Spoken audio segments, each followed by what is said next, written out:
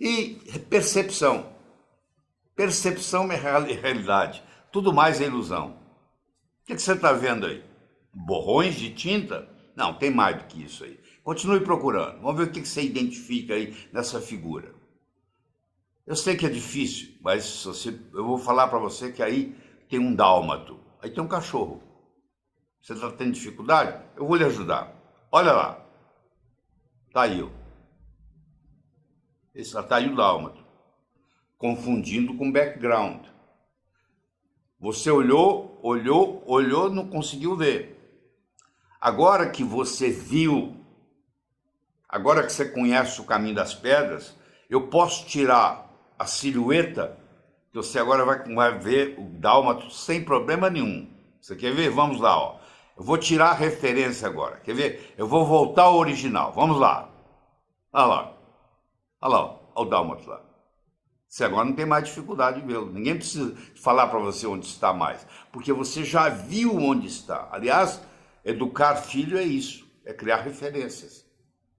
Porque o resto eles resolvem. Eu tenho que ensinar como é que olha, porque quando você está sabendo onde está, o cão está nesse desenho da mesma forma que as oportunidades estão na nossa vida. Somente são visíveis para os olhos avisados.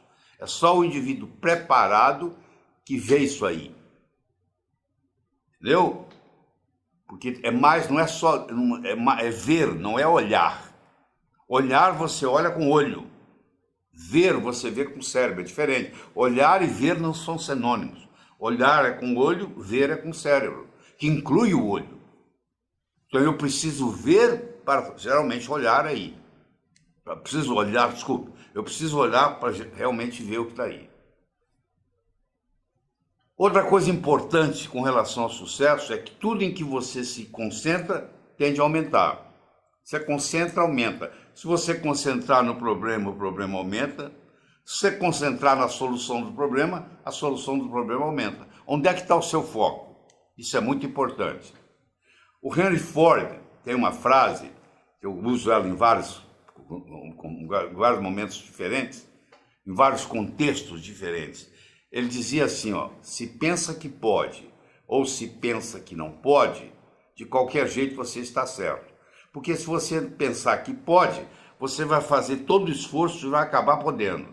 Se você pensar que não pode, você vai desistir, chutar o pau da barraca e nada vai acontecer. Tudo depende também da sua contribuição. E essa frase aqui também é muito forte nesse aspecto, nessa introdução que eu estou fazendo aqui, que é: vemos as coisas não como são, mas sim como somos. Tá? Então, a gente interpreta do jeito da gente. Quando eu me interessei por essa área e fiz do sucesso uma ciência, um dos autores que eu usei muito, que eu estudei muito, foi Napoleão Hill, que é o primeiro livro dele, Think and Grow Rich. Então isso foi a minha base, eu comecei por aí. Depois que eu comecei por aí e me empolguei, eu comecei a estudar esse assunto como ciência. Aí eu escrevi o primeiro livro, Sucesso Não Ocorre por Acaso. Depois eu escrevi um livro chamado Enriquecer, Ambição de Muito, Realização de Poucos. Escrevi um livro chamado O Poder da Comunicação. E assim fui escrevendo. Eu escrevi 38 livros, tem 38 livros no mercado, nessa linha. Mas isso aqui, os três aqui são esses três são os meus favoritos, tá? Aqui está o Sucesso, a sua primeira capa. Eu publiquei o Sucesso, depois publiquei a Comunicação, depois publiquei o que na época chamava de Prosperidade, hoje chama Enriquecer, depois publiquei Pés no Chão, Cabeça nas Estrelas, A Magia da Comunicação, Emagreça Comendo. Eu fui publicando e foi subindo para a lista dos mais vendidos. Então, naquela época tinha uma lista de ficção e de uma linha de não ficção.